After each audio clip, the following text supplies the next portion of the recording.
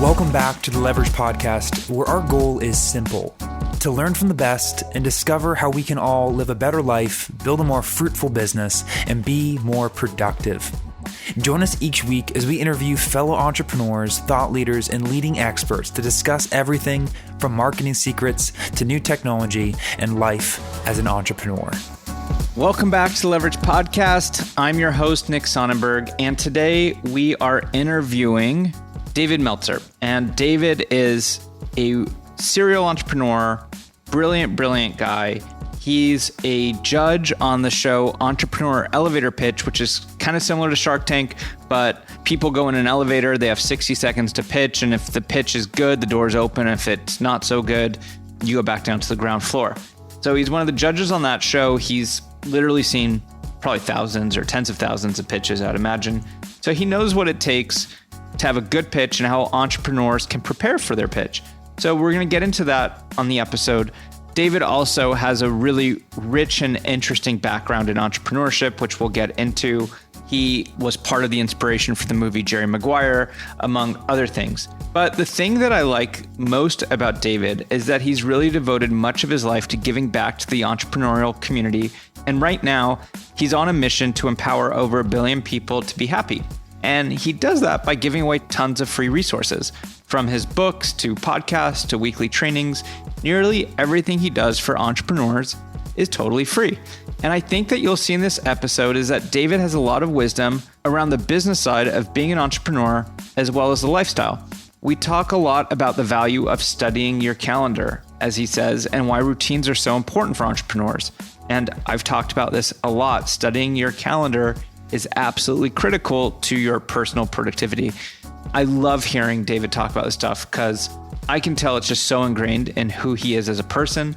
And when he tells you that you should be waking up at 4 a.m. every day, it's because he wakes up at 4 a.m. every day. He really practices what he preaches because it all comes from his own experience. So as you can imagine, we're going to get into a ton of cool stuff in this interview. David talks about his time as the CEO of Sports Marketing, how to be in gratitude every day, how to study your calendar, how to craft a winning pitch. Randomly, David knows Lee Brower, who recently co-hosted an episode where we both interviewed Daryl Davis. So small world. But I'm going to warn you now, you may need to pause and rewind a few times during this one because David just rattles this stuff off so quickly. It's really great stuff. So let's get into it. Welcome back to the Leverage Podcast. Today's guest is a really interesting, smart, successful, well-known entrepreneur. We have a lot of mutual friends in common, actually, with Lee Brower and Mike Koenig, and that's David Meltzer. Some of you probably know of David, but I'll give you the highlight reel really quick. He is the co-founder of Sports Marketing with Warren Moon, the CEO of Lee Steinberg, which was the inspiration for the movie Jerry Maguire. Now, were you the inspiration for the character Tom Cruise or no? Lee Steinberg was for sure. I was just the CEO of that company. You just had them show you the money, right? Yeah, I'm sure that you hear like a joke like that like every day probably. But which is fine. It's a great movie. It is a great movie. You're a very well-known speaker. You're on the show Elevator Pitch with Mike, which is how I first came about knowing you. You're the author, and I was reading a little bit about it. I've added it to my list to read, Game Time Decision Making. You're just a super interesting person. You give back a lot to the entrepreneurial community, which is something I really appreciate and something that I care a lot about. I know that you have your Friday trainings. You have a podcast as well. You do, what's the Friday trainings that you're doing for entrepreneurs? So for the last 20 years, I've been doing free trainings every Friday because my mission is to empower over 1 billion people to be happy. Definition of happiness for me is to make a lot of money, help a lot of people, have a lot of fun by enjoying the consistent, everyday, persistent, without quit pursuit of your potential. And so that's been my mission, and effectuating it by doing those free trainings and letting people to have the replays. Everything's for free. So they can get my book for free. They can get my guides for free, my training for free. That's great. I mean, especially during something like what we're going through now with coronavirus, with so many people having to transition business models, crisis situations. It's so refreshing to hear that there's super successful people that have a lot of the answers that are just giving back to the community and helping right now.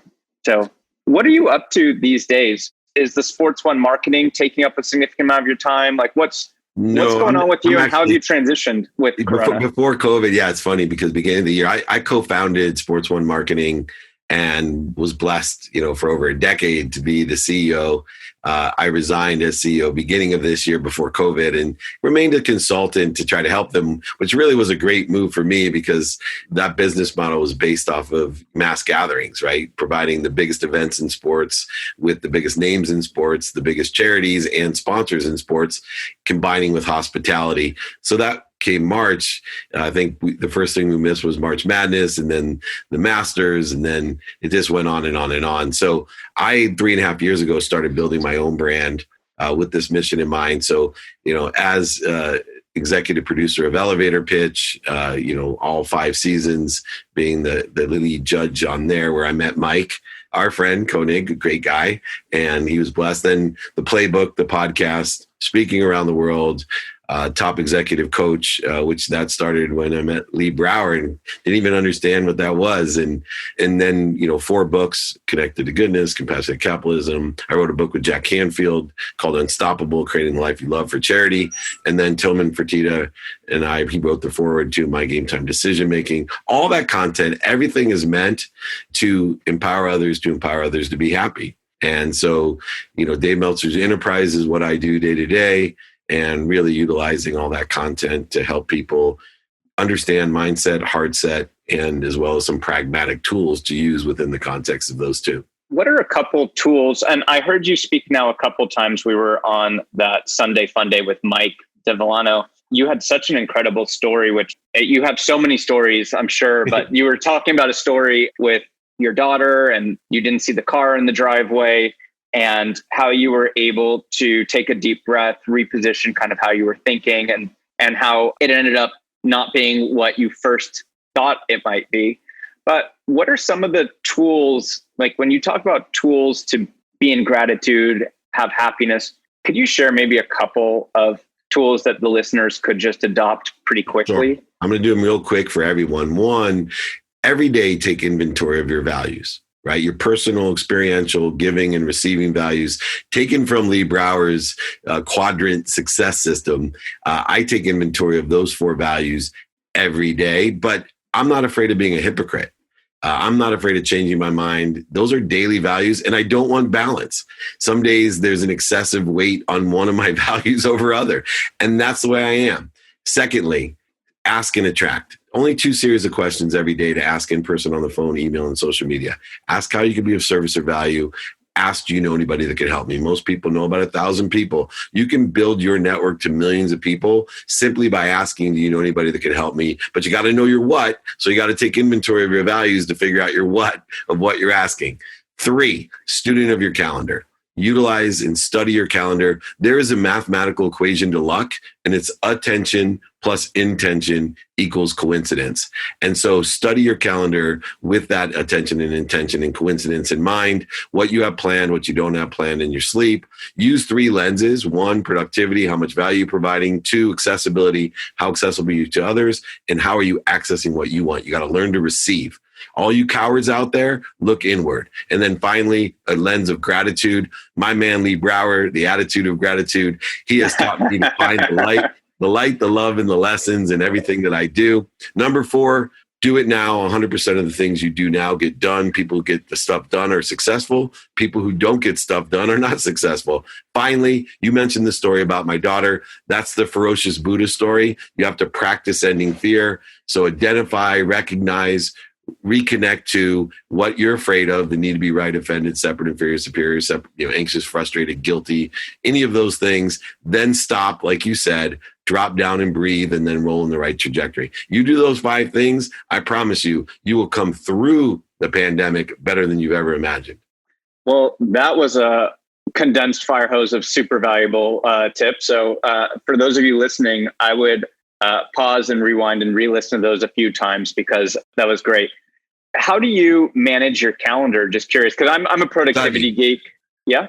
How do you study your calendar? Do you have a practice where one thing I started recently doing is on Sundays, I'll take a look forward, try to cancel as much as I can for the following week, and then also update a not to-do list and try to get things off of my plate every week, even if it's one thing. But I'm wondering, do you have a practice with how you're studying your calendar and optimizing it? I do. It's every day. So I have two periods of time, a minimum of 10 minutes a day, where I start with the day that I'm going to be into or that I was into, and then go to the one I'm in. And I'm looking for three things, right? Productivity, accessibility, and gratitude.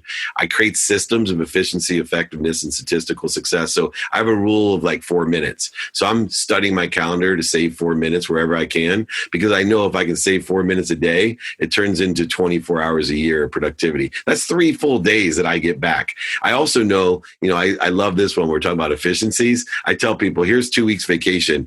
On average, everyone spends 80 hours a year looking for stuff. So if you learn to put your keys, your wallet, and your phone in the right place, the same place, 80 or more % is found searching for those 3 things. I just gave you 2 weeks vacation a year just by telling you to do that. I study things like that. But the most important part is I'm not a big fan of looking on Sundays. I'm a big fan of a minimum of 10 minutes a day. 2 minutes a day is worth more than 2 hours on a Saturday, especially on your calendar. Well, on the Sunday, I'm looking for the not to-do list to update, and I'm just doing a full week out. Every day, actually, I took this from Lee Brower. This is like becoming a really good plug for Lee.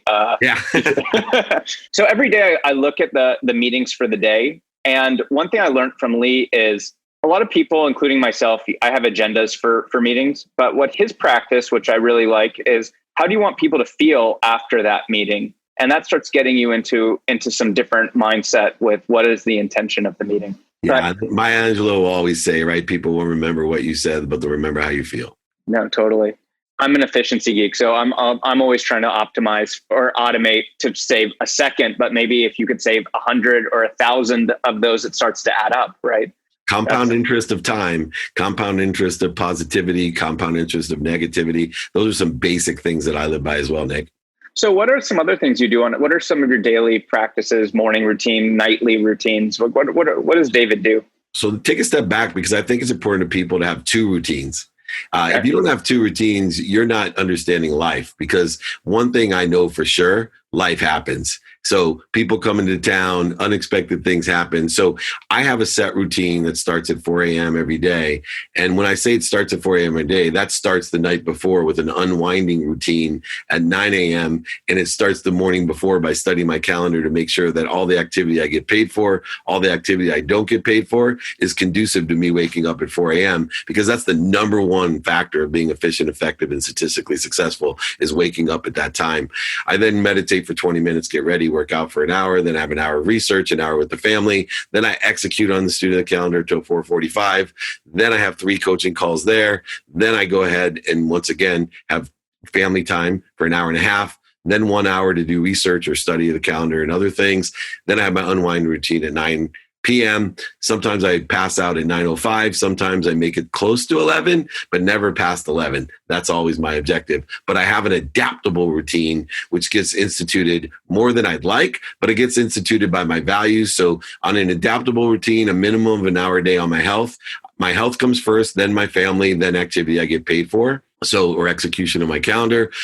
An hour minimum with my health and 30 minutes minimum with my wife, 30 minutes minimum with my 10-year-old son, 2 minutes minimum with my 3 teenage daughters, 1 minute minimum with my mom. One of the best pieces of advice that I give people, because I always say, if I ever want to make $1 billion, all I got to do is have a practice and brand myself. You got mommy issues? Call Dave Meltzer. Everybody be calling me because everybody has them. If you want to resolve those, all you got to do is call your mom or contact your mom in any way, a minimum of a minute a day. Tell her 4 things. You're happy, you're healthy, you love her, and you appreciate her. Every single day, I promise you, your relationship will never be better. You'll never have to prove to your mom anything, and she won't have to prove to you. It'll resolve all the interference, voids, and shortages you have. So, and then finally, minimum 10 minutes a day on that adaptable routine to study and execute on my calendar. What is not adaptable, though? Is 4 a.m. like the thing that doesn't ever adapt? Is it the night before when you go to sleep that adapts, but the 4 a.m. is kind of locked in? So non-negotiables, right? What are the non-negotiables? So for me, the non-negotiables is not 4 a.m. because there is maybe once or twice a year in my business, being able to go to the biggest and most, outrageous events. Not just sporting events, but I'm blessed to have access to so much now after 35 years. So for me, the non-negotiables are my health. So minimum of an hour a day, my family, and studying my calendar. I will waver on all the other things at times, but very infrequently. I believe that there's a conscious, subconscious, and unconscious continuum that requires consistency to create that compound interest of time, of money, of negativity and positivity. So to control that, I think routine is absolutely important. I just had David Finkel on the show. He wrote a book called The Freedom Formula. He was talking about how the number one thing for success is the routine, not the pain tolerance. And being able to kind of put constraints and follow a routine will kind of outdo pain tolerance. That's because pain's just an indicator that you have a lesson to learn. There's nothing to it. Let's talk about elevator pitch for a second. So it's similar but different to Shark Tank. I guess that's the most similar show. Are there some patterns that you find in terms of people that pitch you for successful versus non-successful? And what's one pitch that sticks out to you from that show? Yeah. So the main thing that blows me away is, we've done 5 seasons. So there's a lot of content to watch, right? It's on Cheddar, it's on Entrepreneur, it's out there, right? I think they had 41 million views. I mean, it's a thing. And yet people will come on and they won't make an ask. So you're doing a pitch to get out of an elevator. You have 1 minute. Like, if you have no ask, it makes it really difficult to say, yeah, open the doors, and I would say over 30% of the people who pitch forget or don't say an ask. Another great lesson. And I'm raising $100,000 for 20% of my company. I'm they just leave that out. Yeah, they just want you to know, like, hey, I'm all the time. All the time. They give me features and benefits. So, it's really interesting. The other thing that I've learned is time, right? So I do a 2-minute drill that's just pitch, no funding, no Shark Tank. It's just the pitch side of it. And, I really enjoy that more than, because I think you don't have enough time to do due diligence on Shark Tank. They don't fund a majority of the deals that they say they're going to fund because it never passes. I don't like that part of the deal. I like the pitch. People can see what it is. But the cool thing that I learned is you put a clock in front of somebody, it'll mess up the best people in the world. So you better be well practiced. I am such a consistent practice person. Nothing could be practiced more than your pitch. Credibility, emotional attachment, the articulation of the quantification of reasons, impacts, and capabilities, utilizing your features and benefits to explore and to raise the awareness of that. And that needs to be practiced again and again and again. And the pitch that stands out most on elevator pitch for me was there was this guy that lived in his car, and literally I think he had the gloves that have fingers that you can use your fingers, and then it flips over so you can cover your fingertips when it's cold, and then you flip them off so you can use your fingertips. Right. I like it. Anyway, this dude lived in his car and sold into like Walmart. Because for me, there's one common denominator of successful entrepreneurs: athletes, entertainers, celebrities, and billionaires. It's a common denominator of the spirit of excellence and success. You must be what you can be, and you're willing to invest in yourself no matter what it takes. There's no sacrifice. It's investing in yourself. And so this guy was so well rehearsed, so much energy, and it's on the preview, but he came out and he like, when we said open the doors, he was like, boom, mother effer. Like, and it was like, and he was pretty muscular, and like all 4 judges were like, whoa, whoa. It was the most excited, authentic energy I've ever gotten for opening the doors. One other quick funny story, because I know it's time short, but you got to hear it. The first season of Elevator Pitch, before we were blessed to have Mike on there, we had a cheaper studio. So we only had 1 elevator. So the people that were in the elevator could hear you talking. And so here's worse. When you rejected them, they had to come out of the elevator only one way, right at you. So this guy, he does this pitch, and when we send him down, we open the elevator and he comes after us.